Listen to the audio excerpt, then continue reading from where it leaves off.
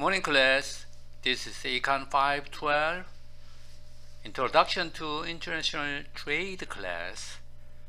Today is March 29th, Thursday. The class will continue our discussion about the instruments of a trade policy. Remember that in Chapter 9, we focus on the trade policy of the nation. So here is the order of today's video lecture. First, tariffs and growth in 19th century. 2. Tariffs versus quotas. 3. Political economy of tariffs. 4. The Smoot-Hawley Tariff. 5. Trade and tariff history. 6. Basic import quotas and analysis. 7. Basic import quota analysis. Number 2. 7. Analysis of a tariff. So here it is, the first video clip.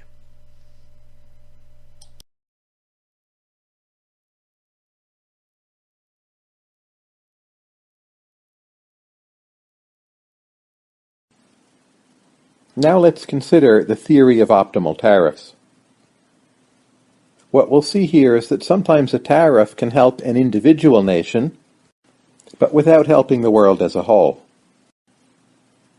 I'll show this with a simple example, but the key assumption is going to be that the tariff-imposing nation is economically large, in the sense that it can, to some extent, alter world prices. So examples of economically large nations would be, for instance, China, or also the United States. In this example, let's consider the United States, which is buying oil from Saudi Arabia. To make this as simple as possible, let's use some assumptions. For instance, we'll assume that the Saudis have market power over oil, that they are selling only to the United States, and also let's assume that the Saudis are producing oil at a marginal cost of zero.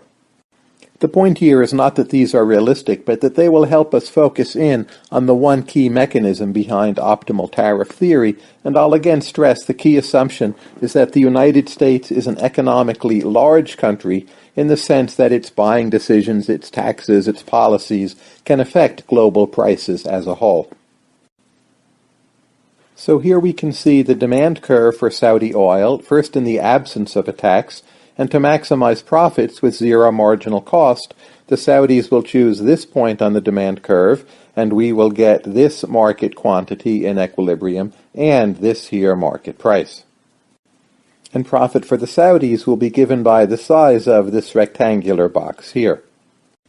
And now let's assume that the United States is imposing an import tax, and the value of that import tax will be at, by assumption, 50%. In essence, we are now seeing that 1/2 of this profits box is going to the United States in the form of revenue from the import tax rather than going to the Saudis. The price paid by U.S. buyers won't change, but the price received by the Saudi suppliers, well, that will be half of the old price. But you'll see in this setting the quantity of oil sold will not change. Without the tax, the Saudis were basically maximizing P times Q to get their profit, and now in essence they're maximizing 1/2 of P times Q, and the way to maximize 1/2 of P times Q is still to maximize P times Q, and that will mean the same quantity of oil supplied to the market, but at better terms for the Americans. Just to recap that all in written form, after the import tax, U.S. buyers are paying the same price for oil, the quantity of oil sold is the same as before the tax, and some of the proceeds go to the U.S. Treasury rather than to the Saudis. That is indeed a better outcome for the United States, but note carefully, it's not a better outcome for the world as a whole. In more complicated examples, we may find that the Saudis shift some of their sales to other markets, perhaps with lower taxes, it may be the case that the price to U.S. buyers will indeed go up, and there also may be some output cost in the sense of the Saudis end up selling less oil to the United States. Still, if the United States can use the tariff to get a terms of trade effect, it's still the case that they will be able to redistribute income away from the Saudis and toward the United States. In general, the optimal tariff for the importing country is higher when supply, in this case supply of the oil, is inelastic, because then you can impose the tariff and there are fewer other places the oil might go. We can think of this import tax as replicating a form of buyer collusion. If all of the U.S. buyers of Saudi oil could get together in a room and collude and agree not to buy the oil unless the Saudis lower their price, well, that would redistribute income away from the Saudis and toward the United States. The import tax, in essence, is replicating a form of that collusion. By imposing the tax, the U.S. government is getting U.S. buyers to be less willing to buy Saudi oil, and the only way the Saudis can counteract that is indeed to lower the price of their oil. Note also in international trade theory, anytime you have an argument about imports, you can actually flip it into an argument about exports, because indeed in this case we have a two-country model, and the trade which is going on is actually a form of barter. So you also can think of this tax on oil imports as being like a tax on U.S. exports to the Saudis. In essence, that tax is cartelizing the U.S. exporters and getting them a higher price, noting that the revenue from that higher price may be flowing to the U.S. Treasury rather than to the U.S. exporters themselves. And that's simply the flip of the argument about the import tax. So just to state the key result again, a tariff can help a large country by shifting the terms of trade in its favor. But of course in the real world this is actually not so simple, and one problem is quite simply the other country, the Saudis in this example, they may retaliate. But in general this is not the end of the story. So imagine that the Saudis, or maybe a bunch of other countries acting together in concert, they impose a tariff on U.S. exports. Well, in that case then, these terms of trade gains may go away. We'd end up with a situation where consumers in both countries, or all the countries, would face higher prices. But again, there's not necessarily a terms of trade shift in the favor of the United States. One rationale for free trade agreements and free trade zones may simply be that they help us to avoid these mutually destructive outcomes, whereby a bunch of individual countries try to shift the terms of trade in their favor. They all do this, and no one ends up better off.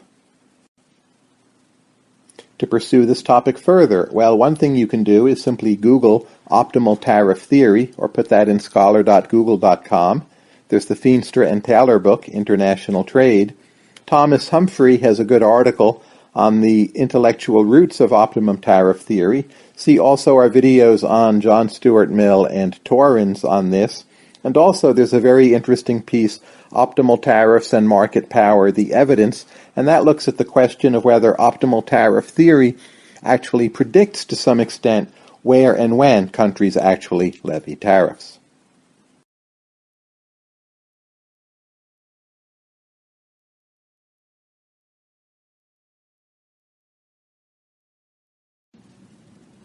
Now let's look at the views of Robert Torrance on sliding scale tariffs. Again, we're going to focus on the collection called The Budget, published in 1834, and we're going to focus on the first full item in that volume, namely Letter to Lord Russell. If you're wondering, Russell was the leader of the Whig Party at the time, and he later became Prime Minister. There's also a well-known bar in London named after him today.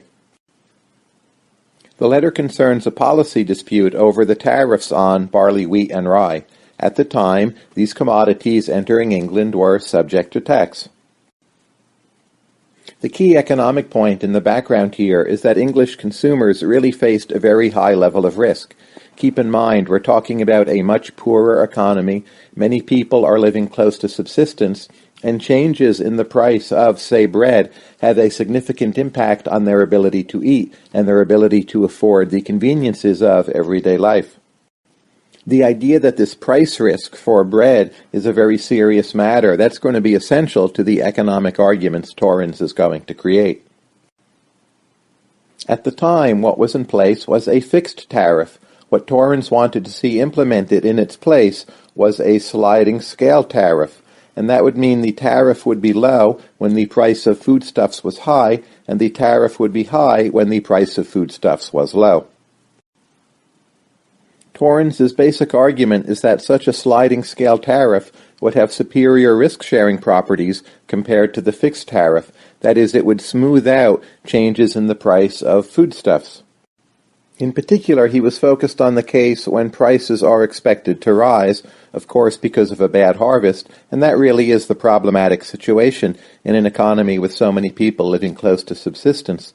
In that case, he argued that both the high price of foodstuffs and the now lower tariff rate would encourage the importation of food and indeed forestall some of the worst aspects of food crises. Torrance also offered a behavioral argument which drew upon some ideas from Adam Smith. Adam Smith noted that businessmen can be over-optimistic about earning profits, and Torrance quite generally believed this was the case. So if the price of foodstuffs is going up and the tariff on foodstuffs is going down, Torrance realized that there could be over-optimism on the part of business, and there could be, from the point of view of business, an excess of importation or an over-adjustment. But this was exactly what Torrance favored. He saw this system as putting more risk on merchants because of the possibility of excess response, and that excess response is at the same time putting less risk on consumers. So when food prices really do start to rise, well, the market may build up what appears to be an excess inventory of food from the point of view of business, but that's precisely what is needed from the point of view of consumers when it comes to risk sharing and protection against those very worst of world states. And that's a pretty neat and sophisticated argument, especially for the 1830s.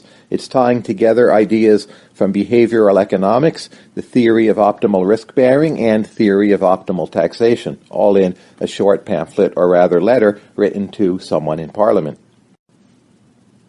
Torrance is in general a quotable writer, and here's my favorite section from the letter to Lord Russell. Quote, "If there be, in the science of commercial legislation, any one maxim to which it is imperative upon a statesman to conform, it is, avoid sudden change. Human industry, like the human constitution, adapts itself to the circumstances in which it has long been placed." You can think of this as Torrance just saying in another way that risk and sudden change really can be serious economic problems. Just to sum up the contributions here, Torrance offered a very sophisticated analysis of risk sharing, an analysis of optimal taxation under uncertainty. He tied in some ideas from behavioral economics, and he applied it all to a concrete and very important issue. This letter to me, although quite short, is a very impressive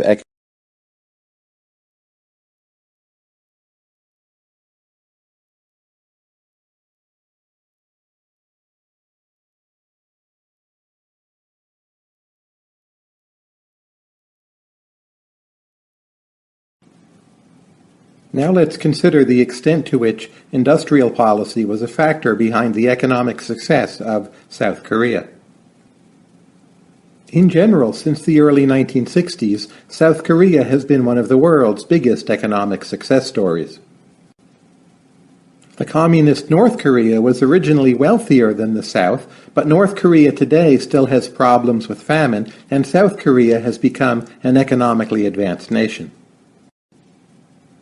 After its turnaround in the early 1960s, South Korea had many years of rapid economic growth, sometimes double-digit growth, so South Korea in the early 60s was about as poor as many poor parts of Africa. Today it's nearly as wealthy as Japan, and it's universally considered a completely economically developed nation. What's especially striking is the very rapid growth in South Korean exports. So, for instance, over the course of a decade, from 1963 to 1973, South Korean exports went up by almost a factor of 20. Pictured here is shipbuilding, which was one of the areas of their greatest success. The obvious question, of course, is why South Korea saw so much success, and it will turn out that industrial policy is one reason, but it's one reason of many. The most basic reason for South Korean success is simply that over time they moved to a regime based on property rights and market incentives, and the contrast here with North Korea is indeed striking. But it's much more than that. Over the 1960s and 1970s, South Korea also was able to ride the economic rise of Japan. Japan itself was growing very rapidly, and it was seeking a lower-cost, lower-wage partner for a lot of assembly and manufacturing, and in part because of earlier cultural and colonial ties, South Korea stepped into that role. South Korea also has done a wonderful job educating its population, especially at the primary level, and the number of hours which South Korean school children put in each day into study really is striking and stands out by international standards. In general, there has been and there has evolved an ethic of discipline and an ethic of hard work, which has been a very real boost for the South Korean economy. South Korea also did extensive land reform before the time of its rapid economic growth, and it is believed by many commentators that this set the ground for a more egalitarian economy based on a middle class, and ultimately it made South Korea's later democracy more possible and more stable. South Korea also managed to develop a workable political economy. So starting in the early 60s, you don't at all have democracy in South Korea. You have a kind of military rule, and there is indeed a lot of corruption. But for whatever reason, the corruption managed to be turned in the direction of supporting an overall consistent, coherent approach to economic development, rather than having corruption which sets up a lot of roadblocks to development. So in this case, you can think of the corruption, or at least some of it, as relatively trade-supporting, growth-supporting, and also export-supporting. So given all these questions, we now turn to the issue of how much did industrial policy really matter, and note that again, starting in the early 1960s, the government of South Korea undertook a very systematic attempt to promote South Korean businesses and to promote South Korean exports. The nature of South Korean industrial policy is sometimes misunderstood. During this period, the South Koreans actually moved away from what is called import substitution, or the doctrine that domestic industry should try to make up for what you might otherwise be importing. Instead, during the 1960s and later, it was realized that simply boosting exports was the key, and that should be the obsession of policy. So policy became more pro-trade. It was indeed a kind of industrial policy, but it was not based on choking off contact with the outside world, but rather stimulating it. A truly key feature of the South Korean approach is something called export discipline. That is, businesses would be supported, but they would be expected to successfully export what they were doing to the rest of the world. That's a kind of do-or-die market test, and if businesses couldn't pass that export test, over time they wouldn't actually receive comparable aid from the South Korean government.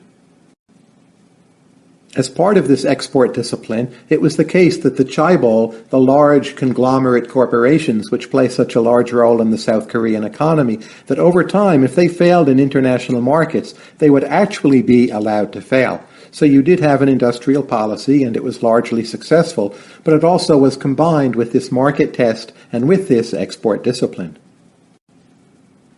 A big part of South Korean industrial policy, by the way, was simply low-interest loans for exports, that a significant portion of the capital of South Korea and capital markets were really oriented toward dominant firms and firms which were exporting using the medium of politics. We do know from the histories of other nations that these policies often don't work well. They end up in very bad forms of corruption, but I think it is correct to think of South Korea as one of the cases, as one of the countries that has made a success of these policies. When you put all of these pieces of South Korean policy together, what you find overall is an approach of following the market and to some extent supporting it, but not distorting the market.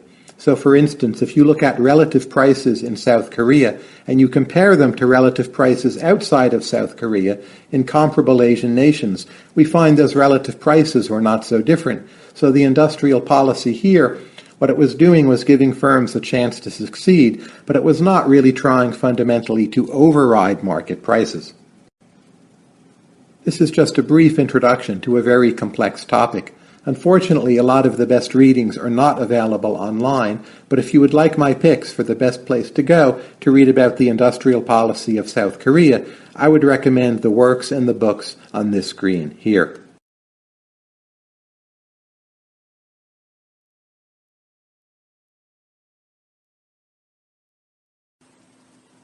Let's now look at the relationship between tariffs and economic growth in the late 19th century. Post-World War II, the data seem to indicate that freer trade is associated with higher economic growth, and for more on this you can see our video on import substitution. Yet for an earlier period of time, the late 19th and early 20th century, we find different results. We can consider the earlier years 1870 through 1913, and here on the vertical axis we have a measure of economic growth. On the horizontal axis we have a measure of the average tariff in 1870, and this is quite a dispersed collection of data points, but overall if you look at them, it appears there is a positive rather than negative relationship in this graph. Each individual data point represents a country, and note that up here is Canada, up here is Argentina. They both have fairly high rates of economic growth and also relatively high tariffs. I'll be returning to their cases later. By the way, this graph and the others presented in this video come from a very good paper by Douglas Irwin, cited here. Of course, as always, there is a question of causality. So we see that higher tariffs are positively correlated with higher economic growth, but does that mean the higher tariffs caused the higher growth? There the relationship seems much more doubtful. If we consider Argentina, which had both high growth and high tariffs during this period, a lot of their economy was being driven by the export of beef. If we look at Canada, another country with high growth and high tariffs during this period, a lot of their growth was driven by the export of wheat and other staple commodities. In neither the case of Argentina nor Canada do we see the classic process where high tariffs are imposed, some kind of import substitution goes on that leads to a significant growth of Argentine and Canadian manufacturing, and that drives economic growth. No, that's not what we're seeing. We're seeing the growth driven by staple commodities in a manner which would appear to have not so much to do with the tariffs. So again, it seems this growth is not based on import substitution. One thing notable about the late 19th century is that tariffs often were used for purposes of revenue rather than for skewing or directing domestic manufacturing. So if we look at this picture here, what we find on the vertical axis is the share of government revenue from customs. What we have on the horizontal axis is in essence the land-to-labor ratio. So what this graph is showing, again with different countries as individual data points, is that there is a positive relationship whereby land-rich, labor-poor countries are relying quite a bit on tariffs for government revenue. So maybe the overall positive correlation between high tariffs and economic growth, it has more to do with government revenue perhaps than with arguments for or against free trade. If you look at the list of countries with the highest tariffs during this time, it looks something like this, namely Argentina, Australia, Canada, New Zealand, Russia, and the United States. These are again countries with abundant land and scarce labor. So it could be that abundant land, scarce labor was at the time a pretty good recipe for growth, and perhaps precisely because labor was relatively scarce, governments had to resort to tariffs as a source of revenue, and you end up with this spurious correlation between high tariffs and high rates of economic growth. But maybe both are really just operating through this formula of abundant land, scarce labor. If you'd like to look at the correlation between tariffs and abundance of land, it looks like this. Here's the average tariff in the late 19th century on the vertical axis, and on the horizontal axis a measure of how abundant land is.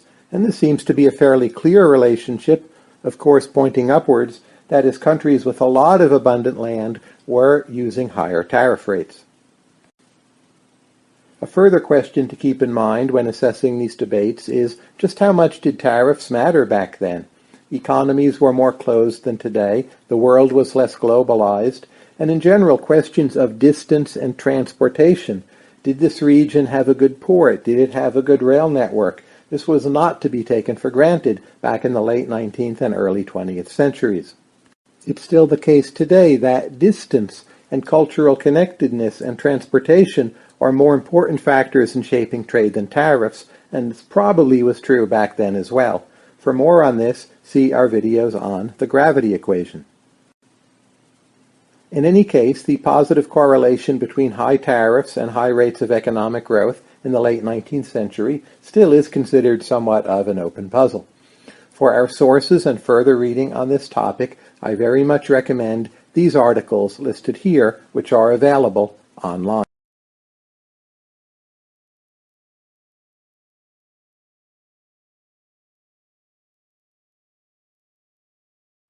Today we're going to compare tariffs with quotas and also show you how to analyze quotas using supply and demand.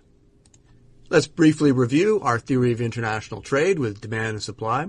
So if a country can buy as much as it wants at the world price, the equilibrium, the free trade equilibrium, has this quantity demanded.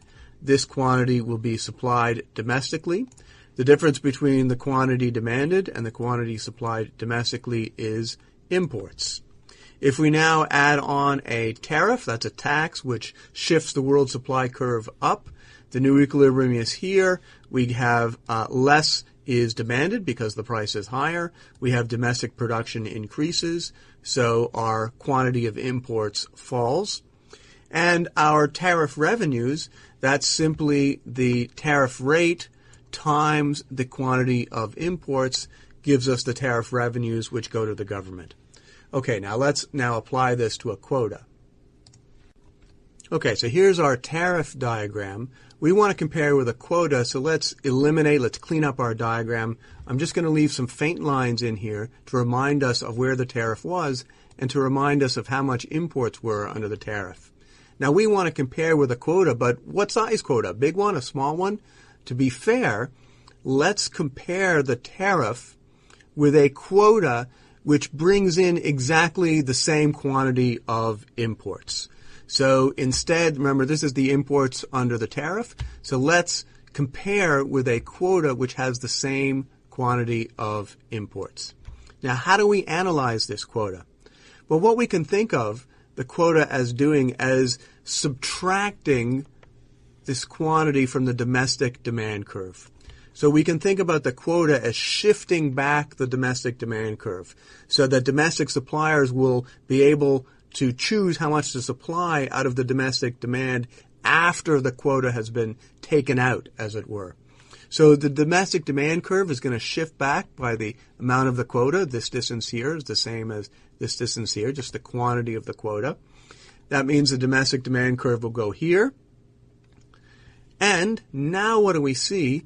Well, how much will the domestic suppliers choose to produce from this new domestic demand curve? Well, we find the equilibrium where domestic demand is equal to domestic supply. So here's the quantity which will be supplied domestically under the quota. If we add to that now the amount which is imported, here's the quantity which is demanded or consumed under the quota, and what we see is the equilibrium is exactly the same. The price of the product will be the same. The amount imported, by definition, is the same. The quantity supplied domestically is the same. The only difference is now there's no revenues, there's no tariff revenues. Instead, we have these quota rents. Notice that the cost of producing this good by the world's suppliers is less than the price the good sells for in the domestic economy. So the difference between the price and the cost times the quantity gives what we call quota rents. And now I want to discuss who gets these quota rents. Where do they go? Who earns these quota rents? So let's take a look at that. So we know that with a tariff, the domestic government gets the revenues. Who gets the quota rents? There are really three possibilities. First, a government could auction the right to import to the domestic firms.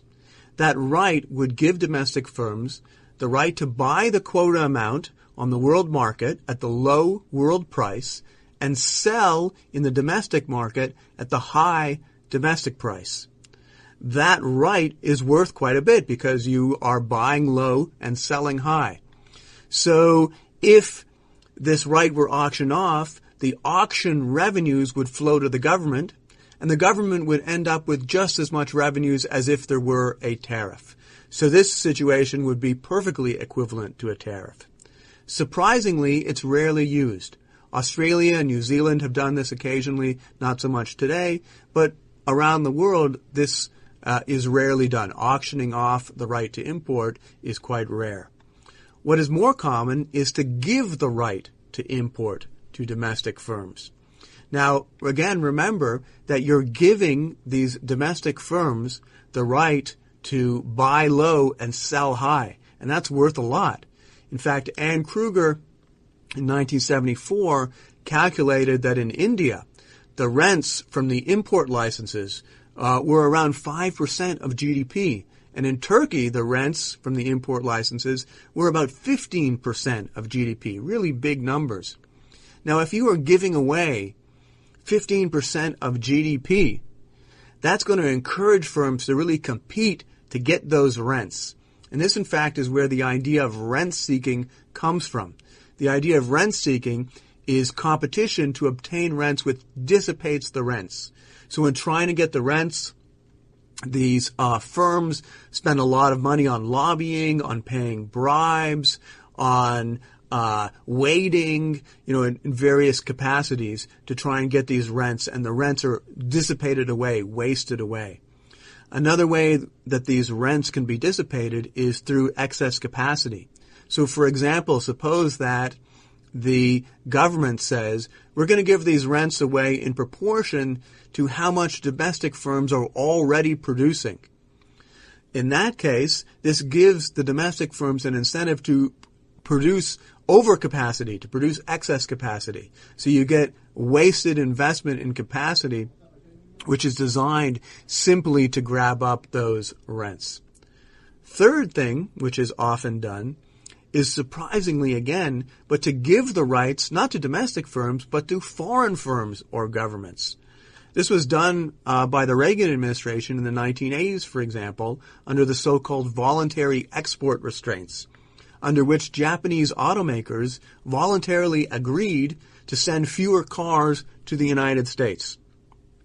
Now, why would they do that? Well, or why would the government, of course, this really wasn't voluntary, why would the government give away these rents to foreign firms? Instead of auctioning and keeping the rents themselves, instead of giving them to domestic firms, they give the rents away to foreign firms. Well, one reason is that the Japanese automakers might have complained bitterly, might have lobbied extensively against a tariff, because that does them no good whatsoever. On the other hand, a quota, which is given to the Japanese firms, gives them the quota rents. So they're going to be much less against protectionism when it comes in the form of a quota, which goes to them, rather than in the form of a tariff, the revenues of which would go to the domestic government. How is the quota divided in the foreign country? Well, again, it's the foreign government or the foreign firms which somehow must agree how to split up the right to import into the domestic economy, into, say, the United States. And this can create foreign rent seeking. This is another reason, by the way, why some large Japanese automakers who perhaps are worried about some upstart Japanese firms undercutting them, they may really want a quota because it cements their position. It makes it harder for other firms in Japan to compete against them by coming into the U.S. market because they have wrapped up that quota. They've grabbed up that quota. Okay, those are the main issues with the quota rents. Let's look at a few complications. When we draw a supply and demand curve, we're implicitly assuming that the good is very well defined, something like number 2 hard red winter wheat. Things get more complicated when the good could come in different qualities. When we think about cars, for example, there's a wide variety of qualities. And in this case, not only can tariffs and quotas be subtly different, but the two main types of tariffs, the percentage tax or tariff, like 10%, also called an ad valorem tariff, can have a different effect than the unit tax or the unit tariff, the $10 tariff. For example, let's suppose that the good costs $100. If it's very well defined, then a 10% tax or tariff is going to have the same effects as a $10 per unit tariff. However, if the good comes in a variety of qualities, then these two tariffs can have different effects. To understand this, let's think about quality as being more stuff. So think about a higher quality car, like a Lexus, as simply being twice the car that a Corolla is. The Lexus has twice as much carness in it. Well, in this case, if we have a 10% tax, well, the Lexus is twice as much of 10% is twice as much, it's twice as much car, so there's no real difference between importing two Corollas, paying two taxes of 10%, or one Lexus and paying one tax of 10%. Those are the same thing, so there's really no bias. On the other hand, suppose that we have a per car tax. Well, in that case, a per car tax of $1,000, let's say, that's a much bigger increase in the price of a Corolla than it is in the price of a Lexus. So a per unit tax, a per car tax, will tend to encourage suppliers to supply the higher quality goods because the percentage increase in the price to the consumer will be less. With a quota, this is even more the case. So imagine that we have, we're only allowed to import 1,000 cars. Well, in this case, you'd much rather import the Lexuses than the Corollas. One way of thinking about this is that by importing the Lexuses, in a way you're almost evading the quota because you're only allowed 1,000 cars, but since a Lexus is twice, a Corolla has twice as much carness, it's like importing more. It's like sneaking under the quota.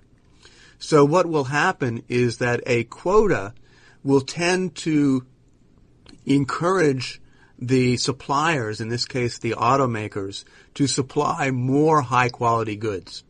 And in fact, when we had in the 1980s the voluntary export restraints against Japanese automobiles, this is precisely the time that the Japanese suppliers started to move into the higher quality production, started to produce the Lexuses and so forth. So a quota, when quality is a variable, will tend to push the suppliers into producing higher quality. So Bhagwati first showed the equivalence of tariffs and quotas under competition. He later showed that there could be differences under monopoly or other market structures. For some of those differences, you can look at the textbook by Bhagwati and Srinivasan, Lectures on International Trade. The whole issue of taxes and quality is a very large one. I'm just going to mention a few classic articles here. Yoram Bazel's article, An Alternative Approach to the Analysis of Taxation. Remember that tariff is just a tax on imports, so this literature applies both to tariffs and to taxes. Tyler and I actually wrote a fun related piece on the Alchian-Allen theorem, and Kay and Keene have a piece looking at product quality under specific or unit taxes and ad valorem or percentage taxes. I pointed out that a quota will tend to encourage the foreign firms to invest in more quality, to ship higher quality goods, because it's sort of a way of evading the quota in some sense. This is shown empirically by Robert Feenstra looking at the trade restraints on Japanese automobiles in the 1980s. This is a very good piece. The idea of rent-seeking the term rent-seeking was first coined by Ann Kruger, who had those phenomenal statistics on the value of import licenses. That's in this piece, The Political Economy of the Rent-Seeking Society. The idea of rent-seeking is more general and was first developed by Gordon Tullock. Kruger sort of thought that rent-seeking really only applied to licenses. Tullock shows it's a much bigger idea. It applies to tariffs, it applies to monopoly, it applies to many other issues as well. This is really a very important and a classic article by by Gordon Tullock. You can find it in the Western Economic Journal, but it's also available elsewhere on the web as well. Thanks.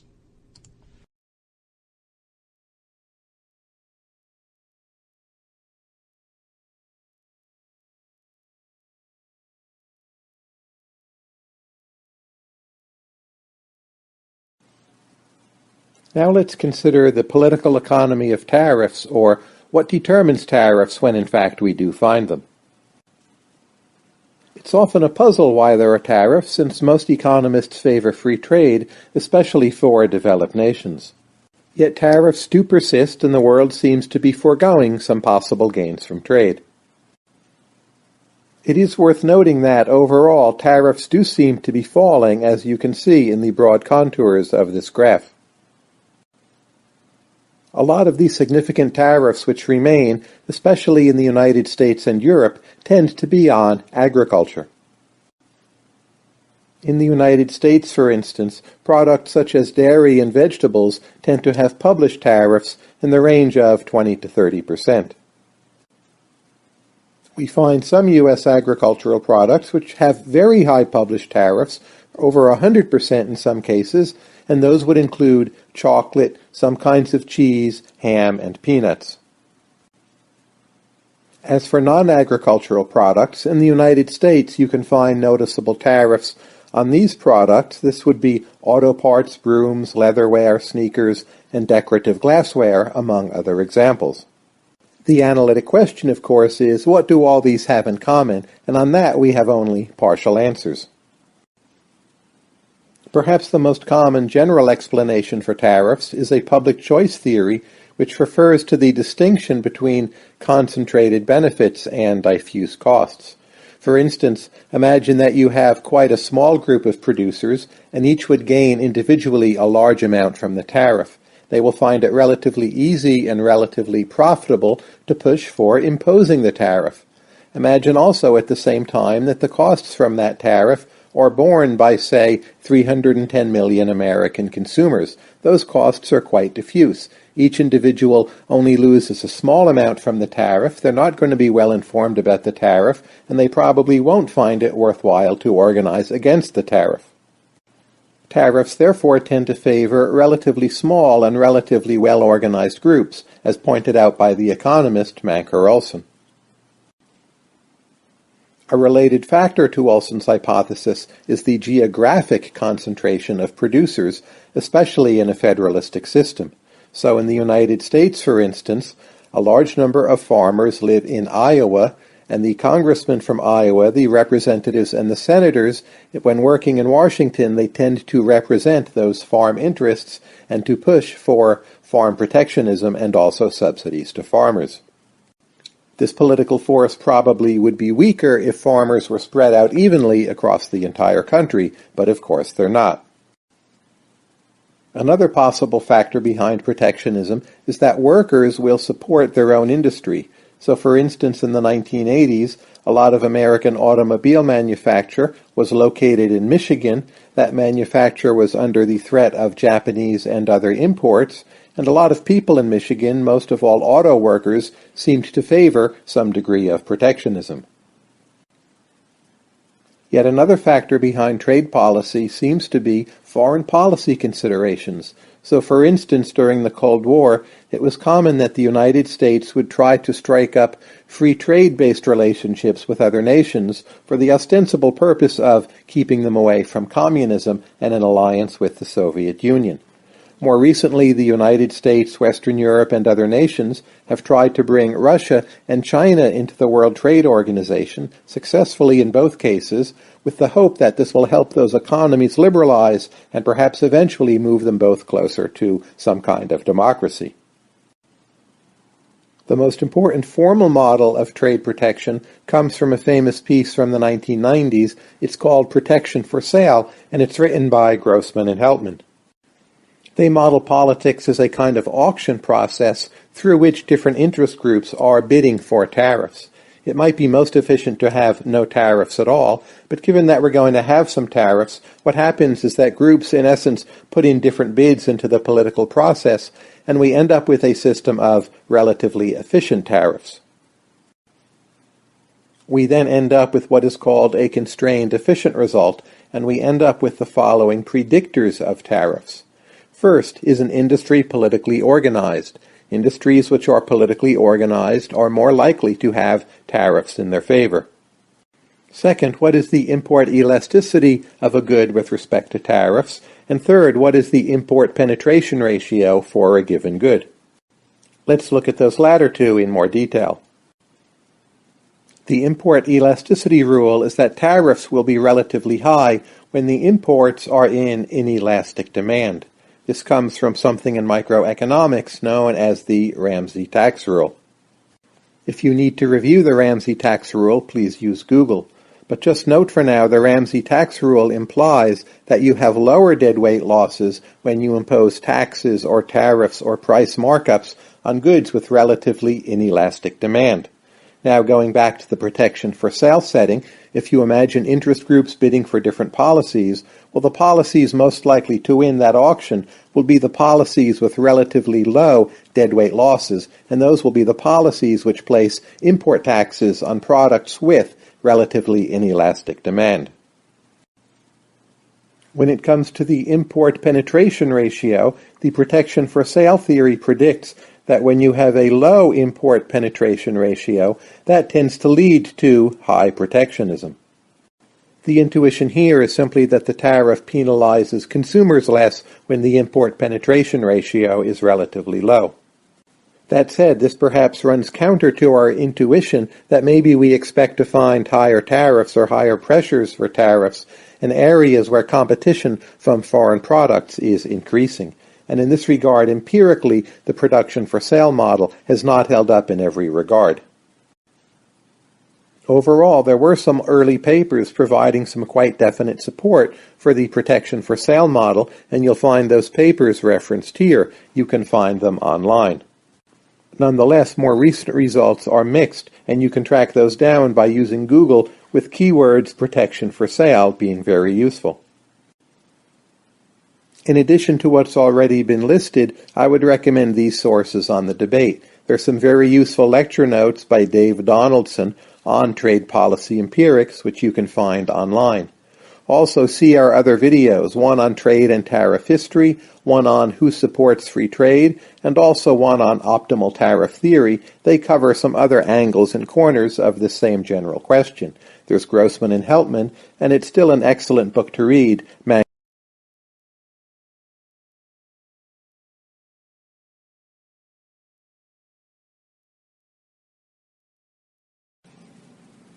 Now let's consider the Smoot-Hawley Tariff from the history of the United States.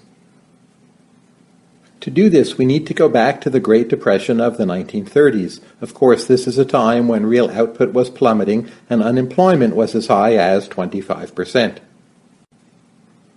And the key question here is, how much were tariffs to blame? During the 1930s, tariffs went up quite a bit. But it will turn out that tariffs were not a major driving force behind the Great Depression. Just for background, the Smoot-Hawley Tariff passed in June of 1930. It raised duties an average of about 22.7%. Due to the Smoot-Hawley Tariff, the relative price of imports increased about 5.8%, and of course you'll note this is a problem of tax incidence. The amount by which prices change will not be exactly the same as the amount by which tariffs change. By the way, the estimates to follow in this video, they are coming from a very good paper by Douglas Irwin, and that is called The Smoot-Hawley Tariff, a Quantitative Assessment. There was in the 1930s some subsequent deflation, and a lot of the Smoot-Hawley Tariff was defined in nominal terms, so this deflation combined with the way the tariff was written, that was to raise the effective tariff another 30% above and beyond what was originally written into the bill. So if we take the joint impact of the original Smoot-Hawley bill and then the subsequent deflation, Irwin estimates that that cut imports into the United States by about 12 to 20%.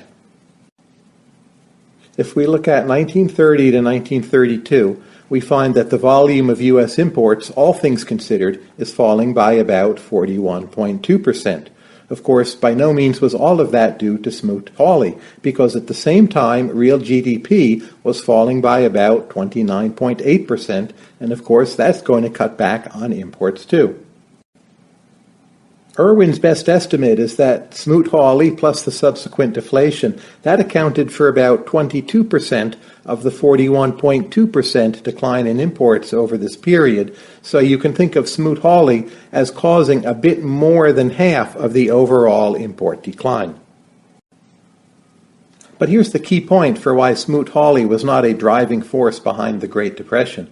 If we look at imports as a share of GDP in, say, 1929, we find that imports are about 4.2% of GDP, and that's just not that big a chunk of the economy. So Irwin estimates that given that imports were relatively small, the efficiency loss of this tariff was about 0.1 to 0.4% of U.S. GDP.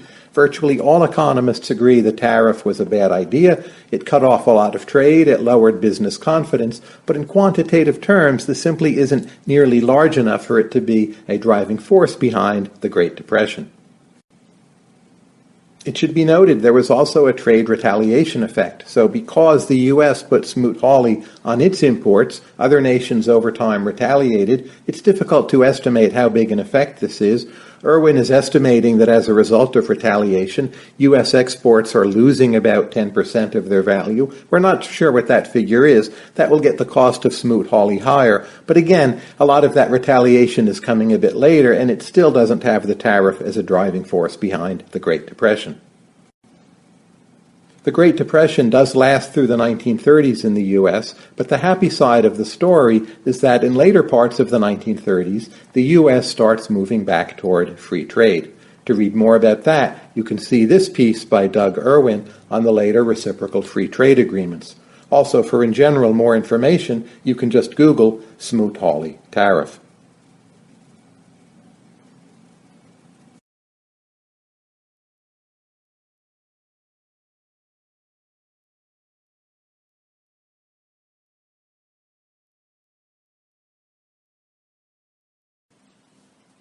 Let's take a quick look at some very basic facts about the history of trade and the history of tariffs. Here are some basic numbers on the growth in world trade using $2011 as the metric. One thing I find striking is that when you look at the 1950s and 1960s, just how low trade volume is compared to contemporary standards. You get the beginnings of a takeoff in the 1970s, continuing rises throughout the 80s, and then in the 1990s this figure really moves upward extremely rapidly. Some of that comes from growth in the developing economies, but also a lot of it comes from wealthier nations trading more with each other. You find a significant dip downwards, larger than perhaps had been expected in the Great Recession of 2008, though afterwards you can see trade resuming an upward course. Trade is going up for a few reasons. One is that nations on average are becoming wealthier.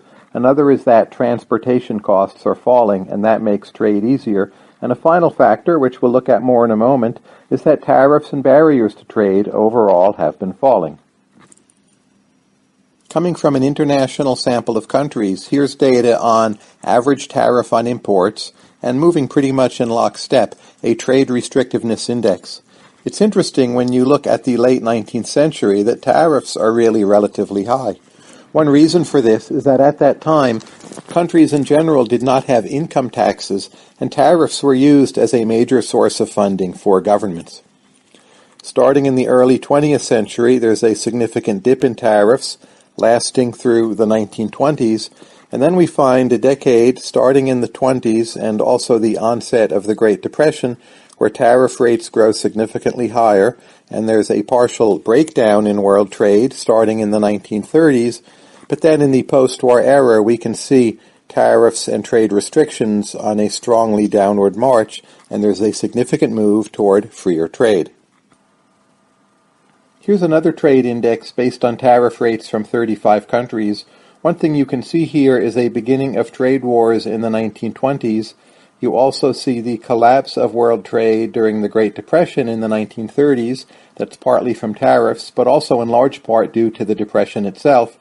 If you look at the post-war era, we see a much lower level of tariff barriers, and of course that level is falling over time. And note, of course, that this is very good for developing economies and economic growth. If you want to try to grow your economy by exporting to wealthier nations, well, since the end of World War II, you have been operating in an era where there is a lot of trade, growing trade, and falling tariff rates. All of this has been very good for developing nations. Here's quite a striking graph. It's a look at how inefficient are the tariffs that we're using, and this is for the United States only. But you can see in earlier periods of time, say the late 19th century, tariffs in economic terms are extremely inefficient, and they're distorting economic activity quite a bit. Go back to the point that tariff revenue was needed to fund the government at all because there was no income tax. In that case, governments didn't have the luxury of trying to find efficient tariffs. They just needed tariffs which would raise money. When you look at the post-war era and you judge the efficiency of tariffs, rather than the inefficiency being up here or being here or being up here, we find inefficiency is plummeting, and it's down at this level from about 1950 onwards. So it's not just that the world has lower tariffs, but it has tariffs which are better thought out or less inefficient than in times past. To read more on this topic, you could go to a very good paper by Michael Clemens and Jeffrey Williamson. That paper is also the source for some of these graphs.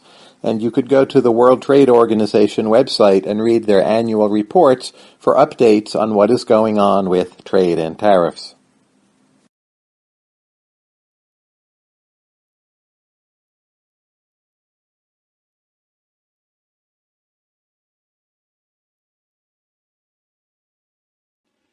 Take a look now at an alternative to tariffs as a way to reduce the amount of imports that come into a market. So a tariff is a direct way to limit the imports by raising the price of a good.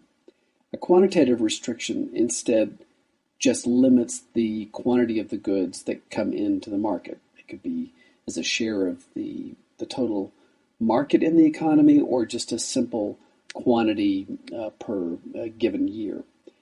So one of the advantages from a government standpoint of a quota or quantitative restriction as opposed to a tariff is that it provides more certainty. When you limit the quantity that can come in, you know exactly how much is going to be able to come into the country, barring smuggling.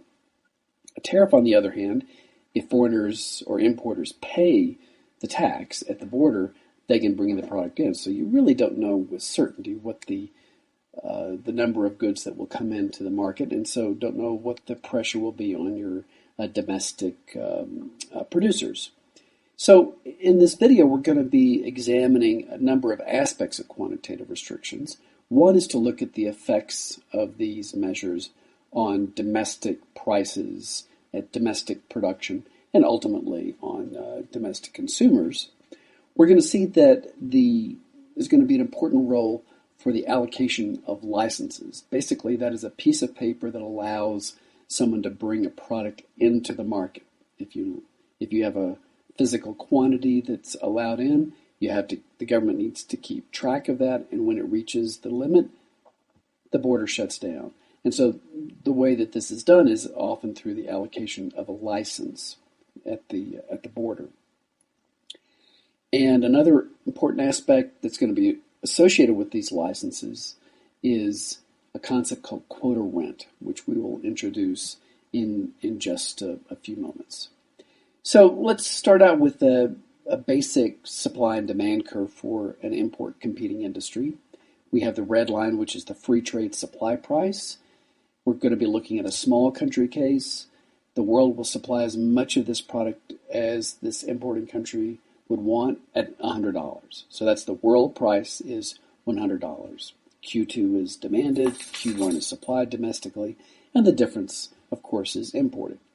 So with a quota, there will be a limit to the amount that can be brought in. And let's assume that this quota, this quantitative restriction, is less than the original amount of imports. So at the original domestic price, there is too much demand relative to the supply that's brought from domestic and foreign producers. In particular, there's excess domestic demand at the free trade price. So when there's more demand than there is supply, the price has to rise. The price is going to rise domestically until the point where the foreign supply plus the domestic production equals the demand inside this market. So that for this particular quota, that would be a price such as PQ 110. So in this instance, we've got the domestic production is now at Q3, domestic consumption is Q4, and the difference that's imported is what is allowed by the government to come in. So what we see is that the quota raises the price inside the domestic market. So let's take a look at the impact on the various groups within the domestic economy. Domestic producers are going to gain A. That's the increase in producer surplus associated with the higher price. It's the difference in the price over the supply curve. Domestic consumers are going to face a loss of consumer surplus equal to A, B, C, D. That is the difference in the price over to the demand curve. And then we have a question about how the government is affected by this. With the tariff, they had government revenue directly through the import tax. The impact on the government in this instance is going to be unclear because it depends on how the licenses are allocated for the imports that come in. So we look at the welfare effects. We've got gains and losses outweighing each other on the domestic consumer and producer side. The producers gain at the expense of the domestic consumers. And we have this net effect of BD, which are the standard deadweight losses, very similar, in fact, exactly the same as with tariff. And then C, this is a loss to domestic consumers. It's not clear whether the government is going to earn this in terms of revenue, which is what we'll explore now. Now, an important part of this story is what's called a quota rent. Now, a quota rent is the difference between what foreigners were willing to bring this product into the market and what they're allowed to get if they're able to sell within this protected domestic market. Now, if a foreigner gets a license, gets to sell inside the domestic market, they sell it for $110. If they sell this same product anywhere else in the world, it's $100. The difference between those two is the quota rent. The foreigner would be willing to pay up to $10 in order to get access to this protected domestic market. Now, they would clearly prefer to pay nothing so that they can just pocket the extra profits associated with the protected market. But the government potentially can gain some revenue by charging foreigners for the right to sell inside the domestic market. So the net welfare effect is going to depend very much on how these quota licenses are allocated by the government. So let's say, for example, that the government auctions the quotas to foreign suppliers. They say, you are more than welcome to sell inside our market, but we're going to make you pay. Now, if there are lots of foreign producers that are competing to get access to this domestic market, then they would be willing to pay up to that area C in the previous graph. If that happens, there's going to be essentially the same revenue that the government would have earned with a tariff that is instead earned through the quota licenses sold competitively through an auction process. The government could also simply give away the licenses, give away the pieces of paper to foreigners who are interested in buying are selling this product inside the domestic market. If the licenses are given away to foreigners, then the net welfare effect is B&D, the standard deadweight losses, plus a transfer of C from domestic consumers, in effect, to the foreign producers. They get these higher profits associated with the protected market. Now, there's also a very real possibility of corruption in the allocations of licenses. Quotas are more frequently used in the developing world. They're banned more or less in manufactured goods in the developed world through WTO agreements. And so let's say that the licenses are sold on Thursday, but a person that controls the licensing process, say a bureaucrat, can meet with somebody on Monday, sell the license, pocket the money. Now, in that instance, the national welfare effects are a bit ambiguous. In the standard analysis that we've been doing, a transfer between two domestic agents has no net welfare effects. So through corruption, you would essentially have a transfer from domestic consumers who would pay higher prices, who would then be essentially paying indirectly to the corrupt bureaucrats. Now, this is an example where you clearly wouldn't want to think of those as being welfare neutral. There are all sorts of problems with a system that encourages corruption among government administrators. But nonetheless, if we do the analysis as we have been pursuing so far, the net welfare loss of corruption would only be B&D, because the C would be a transfer from consumers to the bureaucrats.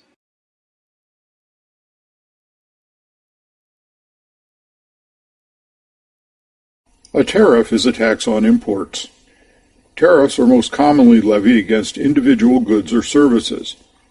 Here's an alternative definition.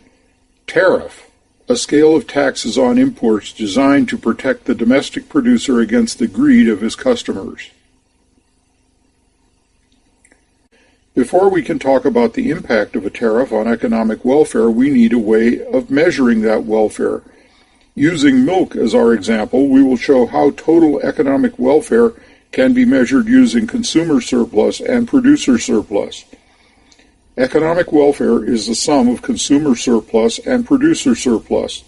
Consumer surplus is the total amount buyers would have been willing to pay for a product minus the amount they actually paid. Producer surplus is the total amount sellers receive minus the cost of producing that quantity of output. Consider the market for milk. The demand curve slopes downward with a vertical intercept of $4.50. The choke price, the price that makes quantity demanded equal to zero, is $4.50 per gallon. The equilibrium price is $3.20 per gallon. Equilibrium quantity demanded will be 10,000 gallons. At a price of $4, quantity demanded will be 3,846.15 gallons. Everyone who is willing to pay $4 but actually pays $3.20 receives $4 minus $3.20, or 80 cents in excess value. This transaction will give those buyers 80 cents per gallon of consumer surplus. Consumer surplus is the value received by consumers in excess of the price they pay for a good or service. Different people will value any product in different ways. Each person values any product differently, but all pay the same price. Most buyers receive value in excess of the price they pay. The demand curve is also a statement of willingness to pay, the value that each buyer places on a particular good. The distance between the demand curve and the market price at any specific quantity measures the consumer surplus generated when that quantity is purchased. Consumer surplus is the area between the demand curve and the market price up to the point of equilibrium. Consumer surplus is the area of the shaded triangle labeled CS. In welfare economics, it's important to remember how to calculate the area of a triangle. Base times height divided by 2. The base is 10,000 minus 0. The height is $4.50 minus $3.20. Consumer surplus is $6,500. The supply curve for milk slopes upward with a vertical intercept of $1.50. The equilibrium price is $3.20 per gallon. Equilibrium quantity supplied will be 10,000 gallons. At a price of $2, quantity supplied will be 2,941.18 gallons. Some milk producers would be willing to sell milk for $2 per gallon, but every producer gets the $3.20 market price. Those willing to sell milk for $2 receive $3.20 minus $2 or $1.20 in excess value. This transaction will give those sellers $1.20 per gallon of producer surplus. This is the difference between the minimum price sellers are willing to accept for a given quantity and the single price they all receive. Producer surplus is the value received by sellers in excess of the minimum price they would accept for a good or service. Different sellers have different marginal production costs. Each seller has a minimum willingness to accept, but all receive the same price. Most sellers receive value in excess of their marginal production cost. The supply curve is also a statement of willingness to accept, the minimum amount sellers are willing to accept for a particular good. The distance between the supply curve and the market price at any specific quantity measures the producer surplus generated when that quantity is sold. Producer surplus is the area between the supply curve and the market price up to the point of equilibrium. Producer surplus is the area of the shaded triangle labeled PS. Like consumer surplus, it's important to remember how to calculate the area of a triangle. Base times height divided by 2. The base is 10,000 minus 0. The height is $3.20 minus $1.50. Producer surplus is $8,500. Economic welfare is the sum of consumer surplus and producer surplus. For this example, economic welfare is $15,000. Economic welfare is the entire shaded area between the demand and supply curve to the point of equilibrium. In international trade, the small country assumption is roughly the same as perfect competition. We assume the country can buy all of a product that it wants at the world price without having any effect on that price. That implies the world supply curve is horizontal from the small country's viewpoint. If the world price is below the domestic equilibrium price, consumers will gain if the country engages in international trade. At the world price, PW, supply is completely elastic. The supply curve is horizontal. The world price is PW. At that price, domestic quantity demanded will be Q2. Domestic producers will supply Q1. The difference, Q2 minus Q1, will be imported. Consumer surplus increases considerably compared to autarky. The reason is the lower price buyers are paying. Consumer surplus is now the area below the demand curve and above the world price up to Q2. Producer surplus decreases considerably compared to autarky. The reason is the lower price sellers are receiving. Producer surplus is the area above the supply curve and below the world price line up to Q1. There is a net increase in economic welfare equal to area EW. The triangle above the world price but below both the demand and supply curves is the net increase in economic welfare created by trade. The government imposes a tariff of amount T. Modeling a tariff is easy. Just shift the world price line up by the amount of the tariff. The domestic price will rise to PW plus T equals PT. The new domestic price will be PT. The higher domestic price has the usual effects. Quantity demanded falls from Q2 to Q2 star. Quantity supplied rises from Q1 to Q1 star. The quantity imported falls. Government collects revenue from the tariff. Quantity demanded falls from Q2 to Q2 star. Quantity supplied rises from Q1 to Q1 star. With no tariff, consumer surplus was A plus B plus C plus D plus E plus F. After the tariff is imposed, consumer surplus is E plus F. The net loss to consumers is A plus B plus C plus D. Consumers are unambiguously worse off because of the tariff. The reason is the higher domestic price. With no tariff, producer surplus was G. After the tariff is imposed, producer surplus is G plus A. Area A is transferred from consumers to producers. Producers are better off because of the tariff. This affects the income distribution but not overall welfare. Resources are transferred from consumers to producers. The government collects tariff revenue equal to T times the number of units imported, Q2 star minus Q1 star. Area C is transferred from consumers to the government. This is another income distribution effect. Consumers lose A plus B plus C plus D, but A is transferred to producers and C is transferred to the government. The net loss to the economy is B plus D. Area D is called the deadweight loss. This loss is caused by some potential consumers leaving the market. These folks would be willing to pay PW, but are unwilling to pay PT. Think of PW as the actual marginal cost of one more unit. In effect, buyers are paying a price greater than marginal cost.